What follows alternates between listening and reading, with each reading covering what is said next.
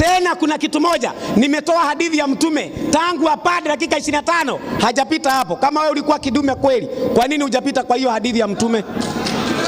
Si umepanda dakika 25 umeshuka bila kupita hapo. Sasa utakujaje utukonivinzi sisi wewe ni mwalimu? Bado labda mtafuta msaada mwingine kama Tanzania bado haijakuja. Amwisha ule kidume kinyogoli ule. Tunarudia hadithi ya bwana mtume. Ndio.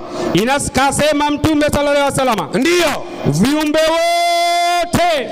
wote ni wana wa Mwenyezi Mungu. Ni wana wa nani? Wa Mwenyezi Mungu. Sasa si ukuje useme mtume wako muongo.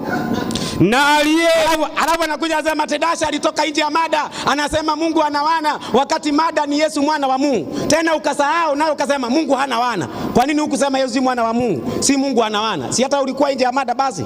Na aliye mbora ndio ni ambaye anawafaa wanawe. Anawafaa nani? Wanawe, yani wana wa Mungu. Kitu kingine ambaye mimi sijamuelewa, kwa maana amesema ametoa 26:63 Mathayo ya kwamba Yesu anasema mtamuona mwana wa Adamu. Sasa akasema mimi sikatai Yesu ni mwana wa Adamu, lakini si mwana wa Mungu. Nani alisema mwana wa Adamu si mwana wa Mungu? Hebu nikupea andiko, mwana wa Adamu ndiye mwana wa Mungu. 16:13 Mathayo. Ni kama ukusema ati nakubali ni bread si mkate. Sasa unakataa nini?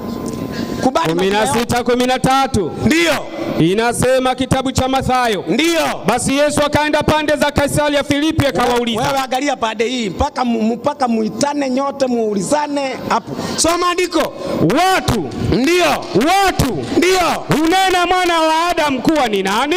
Ndio swali. Watu unena mwana wa Adamu kuwa ni nani? Wakasema wengine unena Yohana Mbatizaji. Wengine Elia. Wengine Yeremia. Au mmoja wapo wa manabii. Kumbe mwana wa Adamu kuna wengine wanamuita tu nabii kama Waislamu. Nyinyi mko hapo. Akawaambiaje? Ninyi wanafunzi wangu. Ndio. Mwanena kuwa ni nani? Ninyi mwanena kuwa mwana wa Adamu ni nani? Simoni Petro akajibu akasema. Rudia. Simoni Petro akajibu akasema.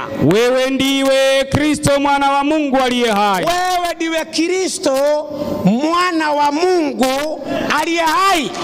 Yesu akajibu akamwambia. Heri wewe Simoni Bariona. Heri wewe Simoni Bariona. Kwa kuwa mwili na damu havikukufunulia hili, bali Baba yangu aliye mbinguni. Mimi nawahurumia Waislamu, hamjafunuliwa na Baba wa mbinguni. Wakati mtafunuliwa na Baba wa mbinguni mtajua Yesu ni Kristo mwana wa Mungu.